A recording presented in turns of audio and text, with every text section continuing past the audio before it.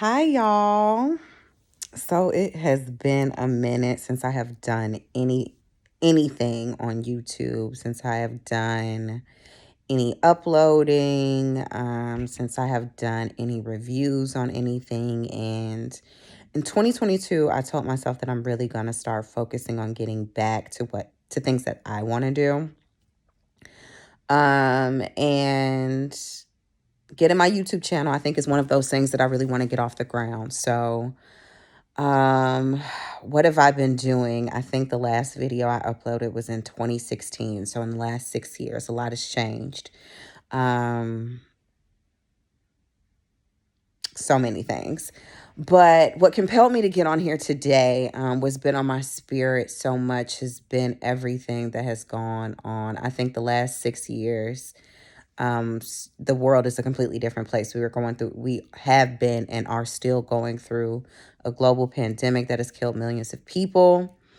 We are now, I currently work from home. I'm in a virtual environment, but the world seems to just be going absolutely insane.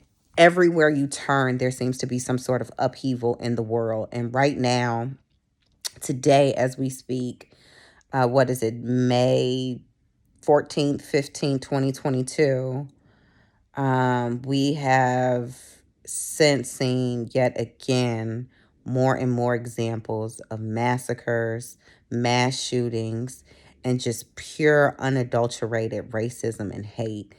And I'm tired. I'm so tired. I think as a global community, Black folks are really sick and tired. Like, we have been through so much. We have put up with so much criticism, so much just downright bigotry and hatred and absolute disdain for everything we do and everything we stand for, and so many blocks in the road and so many forks in the road that we as a people are really just tired. And although a lot of the things that we're seeing now aren't new, we are now being forced, our reality is now being forced on the rest of the world and being thrust into the just public eye. And I think now is the start of something really, really, really, really serious. So I'm going to explain what I mean. And I'm just going to go back a little bit. I'm going to go even start before the pandemic, 2019. Because I think that was like the last ish of the normal times that we were having. 2019 started off really rough, I think, for the Black community because we lost first really early one of our cultural icons in Nipsey Hussle. Nipsey Hussle was murdered early 2019. I believe it was March 2019. And that was something that I think shook the very fabric, the very DNA of the Black community. I think although it wasn't new, rappers being killed, rappers being shot, that I think was the first time we as a Black community saw one of our pillars, one of our good men, to one of the really, really good ones, go out like that. And it was the first time we saw it on camera, I think. Like back in the 90s with the Tupacs and the Biggie murders, I think those affected and shook the Black community, but we didn't see it. We never saw them get shot. I think this was one of the first times where we actually saw footage. Like, you can go on YouTube right now and see that man take his last breath. And I think that was something really, really shocking. Um, and to see somebody who was such an example of strength and of intelligence and of wisdom and of pure heart, pure mind, pure spirit, in tune with the spirit, go to see how he went out was so unindicative of how he lived. That really, I think, shook something in the Black community. And I think it kind of just started trickling from there. 2019 towards the end, it was getting towards a lot of election stuff, a lot of political stuff was going on. The end of the year, beginning of 2020 was like the mumblings of COVID. And boom, January 2020, Kobe dies. Another pillar of just family, not only just him, but his daughter and 7 other people on a helicopter with him just died on a Sunday morning, which was really, really eerie, and it was odd, and it was strange, and it was another cultural icon that was just doing so much good in the world. That was a symbol of fatherhood. That was doing, that was giving back to women. Was a huge proponent for women. Um, a father, a husband, just a good man who was trying to do good things in the world, just gone. And again, with the way the world changes, you can go online and see footage of that man losing his life, of that helicopter coming down. And shortly after that, boom, we get hit with the pandemic. We're on lockdowns. Everybody's at home. There was a toilet paper shortage. People were dying left and right. And the Black and brown community was specifically affected in places like my home, Chicago, places like New York. The Black and brown community really suffered. And I actually know several people who either caught COVID in those early years and really struggled, or who unfortunately did not make it through. So that was really hard. And then boom, May hits. George Floyd is murdered on camera. Murders at the Black men being murdered at the hands of police is nothing new to our community. It is actually very common. It is something that we have dealt with for 400 years, since the slave patrol was instituted during slave times to capture, kill, lynch, rape young women, children, who were trying to escape slavery. That is how the modern day police force was built. So this is nothing new to the Black community. So seeing yet again, another one of our brothers, our fathers, our sons, being lynched is the word I'm going to use, on camera, at the hands of police.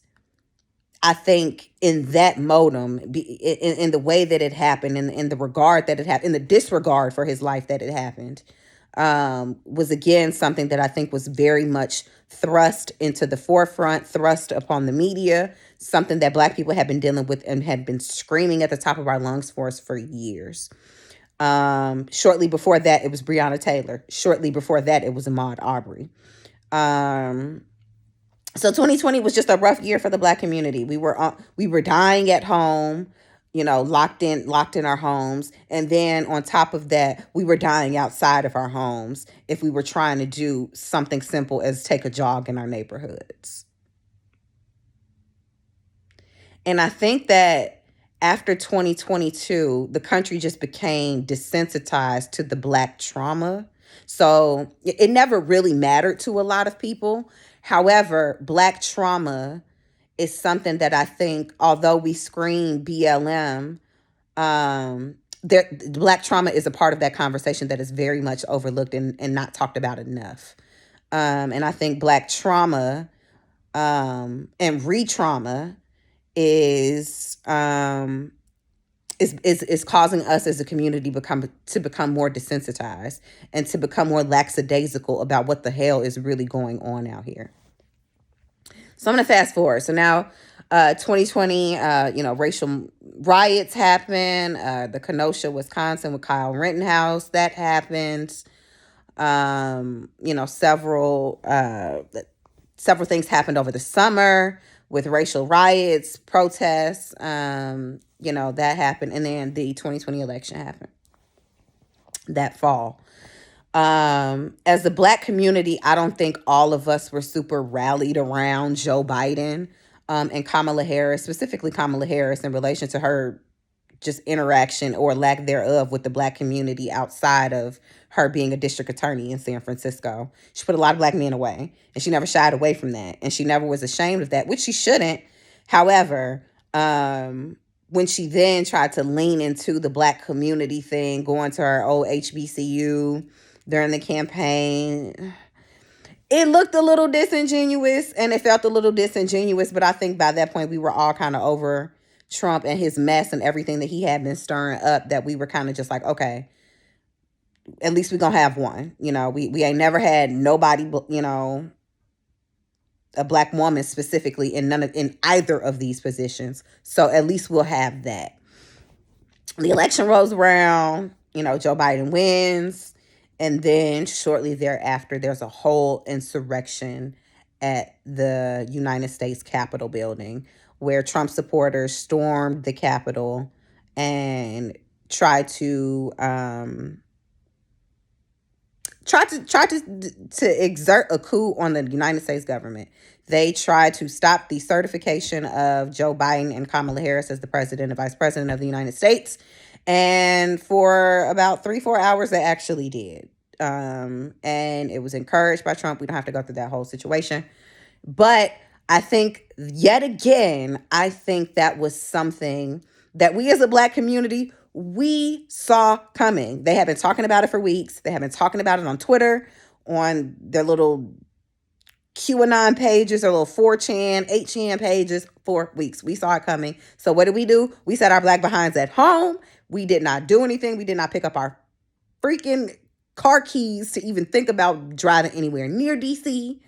And we let it all unfold. And sure enough, the world saw. The world saw, yet again, United States bigotry on display, United States racism on display, United States just pure ignorance, I think, on display more than anything. This is a very uneducated country. Don't get it twisted. They say we're the number one country in the world. We're not. We are very uneducated, uninformed, ill-informed, misinformed, disinformed country. And that's just true tea.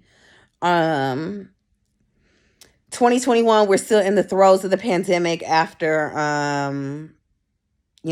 everything that happened in January. The government is still in an uproar. I think we are now politically more divided than we have ever been. We are, I think, more socially divided physically than we've ever been, but also socioeconomically more divided than we've ever been. The wealth gap is bigger than it has ever been, and is on a trajectory to grow.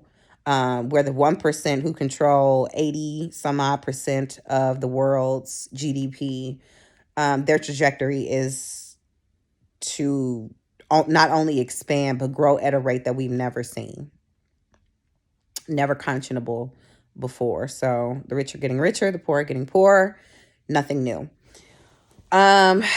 So I think in 2021, where I decided for me that I needed to get myself together, where I need to get myself back into a better mental space so that I could come back more into growing my YouTube account and growing my YouTube page and doing things like this that I really enjoy, having conversations like this that I really enjoy, more on the social side, not so much on the entertainment poppy side that I think I started off wanting to do.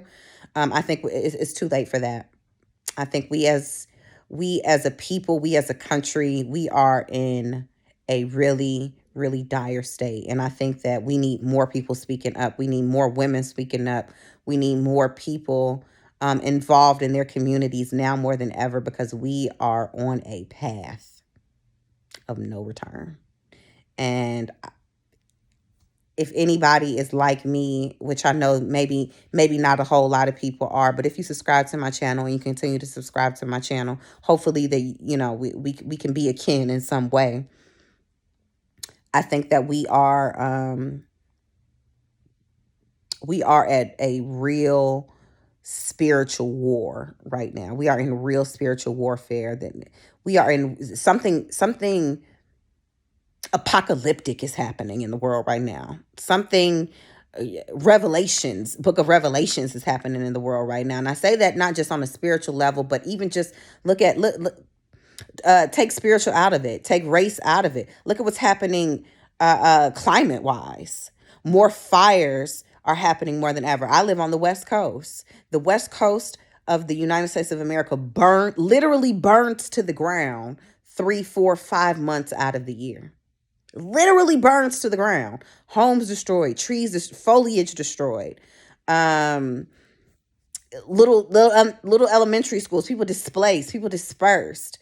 There was ice storms in Texas recently that knocked out complete electrical grids of the entire state. Millions of people died. People literally froze to death in Texas. Massive flooding in Arizona, rainstorms in Arizona.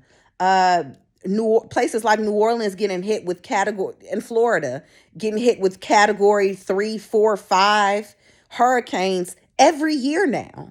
Every single year. That is unheard of. Unheard of. It's insane. We are now facing a global pandemic that has killed more than 5 million people globally, and is that has its surges and resurges month by month. And we as a country couldn't even come together long enough to say, hey, let's put on masks long enough, or let's go get um let's just help our fellow neighbors. Let's just be good Samaritans long enough that we could get this under control. We can get this country back on track. But no, we couldn't even get them to do that. And that's fine. There may be some people who watch this video who are more on the my body, my choice side, and that's great. Just keep that same energy. I hope you are one of the ones who keeps that same energy in all aspects of my body, my choice. Because me as a woman, my body, my choice matters too. Moving along. 2021, end of 2021, was a rough year for a lot of people. I think with the Omicron resurge of COVID, it killed a lot of people's holiday plans. I'm one of them. I flew home, but I actually, was one of the ones, unfortunately, who caught COVID and could not spend any time with my family, had to quarantine at a hotel. So, 2022, I opened my heart to more enlightenment. My family and I, although we currently live on the West Coast, in the Pacific Northwest, we're relocating to California this year. And so we opened our eyes and opened our hearts to a different kind of mindset for the beginning of the new year, thinking that 2022 was going to be a reset, not only just for us as a family, but, maybe us as a country. Maybe we could get somewhere. Maybe we can grow a little bit out of this pandemic. Maybe we, could do something. Maybe, racial tension will be on, a downslide because people were more, where people were back outside. But no, absolutely the hell not. Started 2022, boom. The world is on the brink of World War III. Putin woke up one day and said, you know what? My neighbor's over there kicking it. I don't like that. They over there kicking it. They over there having a good old time. They over there just living their lives. And I'm over here miserable. And I don't like it. I don't like it. I don't. I think that I think I need to go over there and get them. I think I need to go holler at them. And boom, Russia invaded Ukraine and has committed some of the worst homicidal, genocidal catastrophes in modern history. Millions of people have left the country. Millions of Ukrainians have now been displaced, homes destroyed, families destroyed. Their husbands and people who decided not to leave are being slaughtered. And it's just hard to watch. It's really hard to watch. But the harder part of all of this to watch is seeing the empathy and seeing the absolute tender love and care that Ukrainians are receiving. Our president decided that he wanted to give them billions and billions of dollars in aid when we, as the Black community, cannot get on board for simple police reform. We can't even get a meeting with some of the police unions with the president of the United States to say, hey, how can we come together as a people to fix this? But billions of dollars are going on, which they deserve. Don't get me wrong. I am totally for the Ukrainian people. I am totally against this war. I am totally anti-war in this situation. They deserve it. However, we have a lot of issues on the home front that could have used that $80 billion in aid as well. That's all I'm saying.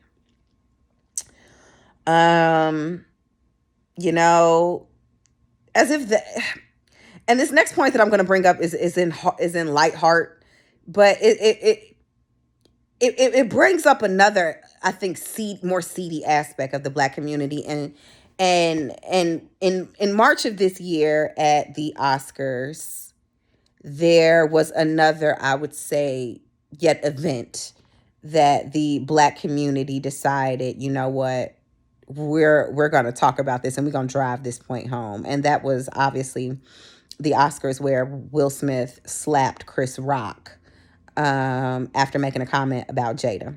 Now, me, I'm married. I've been with my husband for 10 years. Um, Although I do not suffer from alopecia, I do suffer from hair issues. Um, I'll be transparent and just show you guys. I do have balding. I started balding shortly after having my daughter. My daughter's 8 now, so one side of my hair just does not grow. Okay. Um, so I can empathize with somebody who is in a situation where hair is a big thing for Black women. Our hair is our crown. We wear this as our, not just our crowns on our head, but as an embodiment of who we are. You see our hair before you see us. A lot of times with Black women, you notice our hair before you notice anything about us. And I love that. We rep that. We uphold that, because we're gonna rock our cornrows, we're gonna rock our fros, we're gonna rock our curly, we're gonna rock our natural. If we want to throw a weave in there, if we want to go blonde, bright blue, black, my hair is red right now, we can do it all. I love that for us. Period. Um, but I think when Chris Rock made that statement and then Will responded the way that he did, the Black community decided it was a fork in the road moment for us. We either gonna blame Chris or we gonna blame Jada. And a lot of Black men really dug their heels on disrespecting that Black woman. And although I do not condone violence, I do not condone what Will Smith did, I'm somebody's wife. Okay? I am somebody's wife. My husband loves me. My husband will never tolerate anybody disrespecting me in my face. Okay? And whether you want to take the joke as a joke or take it as disrespect, take it as whatever you like. Not saying my husband would react in that same way, or that he wouldn't, because he might, depending on depending on who it is. I think that you can see that the Black community really decided that, oh, we just gonna blame Jada for everything. We just gonna bring up all mad dirt on her and just blame her for X, Y, Z. We going back to Tupac. We going back to August, Alcina. We da da da da da da da da. It's not Will's fault. We digging our heels on Jada. It's her fault. Her fault. Which was, to some degree, I felt some people were making legitimate arguments, but for the most part, I just felt like it was another example of how disrespecting Black women is so tolerated, not even from outside the community, but from within, from our own, from the men that we birth, from the men that we raise, from the men that we marry, from the men that we uphold hard, go hard for, be in the streets picking and for. It was yet again another example of how we do it all for them. We do it all for everybody, but may just in certain instances not get the same grace that we give. And it was just disheartening to see. It was really hard to see. Whether you agree with the slap or not, I do not condone violence. I do not condone anybody putting their hands on anybody else. However, if you can speak up for the slap, or if you can find justification for why this woman who sat in her seat, who was on the receiving end of all of it, why it was her fault, you should empathize, I think, a little bit with how maybe that woman and how you view that woman is a real self-reflection of you. And that's all I'll say about that. You know, here we are, May, that was just a couple of months ago. And I have plenty of things I can give examples for on the topic of disrespect. Kanye West being one of them. We saw a lot of Kanye in this first, part of the year.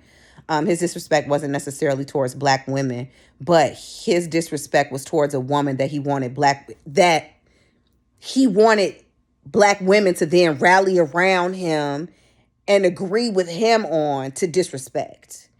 And that we can't go for, because you know what? You married her. You had children with her. You now have to raise biracial, half black women with her. Two of them specifically, half black men with her.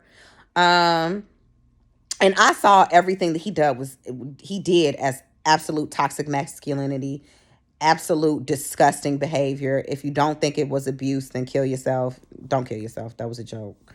But we don't even have to go down that road. Abuse is abuse is abuse, and he absolutely was abusing that woman via social media. And that's just what it was. But here we are today, and I'm just in such an indignant, I'm so tired. So tired. This weekend, there were 4 mass shootings across this country. 4. One of them being in my home city, Chicago. 2 shootings in the same park, 6 hours apart. Same park.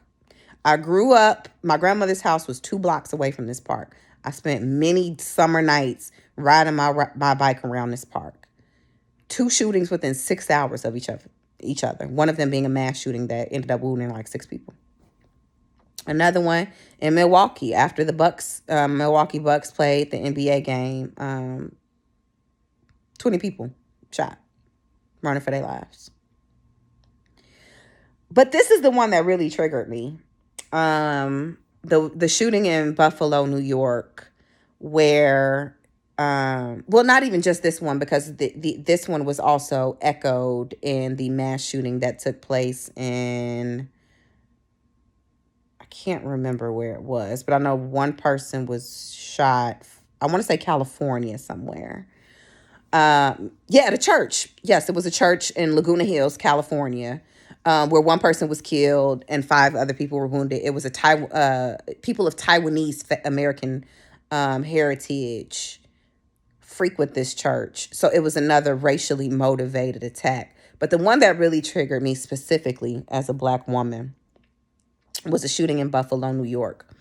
The grocery store Tops was targeted by a 18-year-old white supremacist who drove over 2 hours to Buffalo, New York, to a heavily African American centric community, and targeted one of the few grocery stores in that community and killed 10 people. And it's the level of tired that I am, that it's the same thing over and over again. It's like we can't do anything. We can't do anything. And I say we as a country, we can't do anything. We can't go to church. We can't go to school. We can't go to basketball games. We can't go to the grocery store on a Saturday morning, to get groceries without being killed, without losing our lives. But you know what? The sickest part about all of it is that, that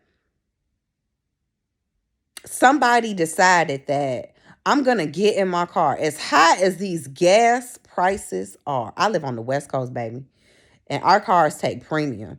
I put my car, I filled up my car for over $200 yesterday. Okay, gas per gallon is almost $6. Okay, as high as gas is, you gonna get in your car, drive over 2 hours to a community you do not live in, do not frequent, do not patronize. You don't pay taxes on them city streets. You don't ride those city buses.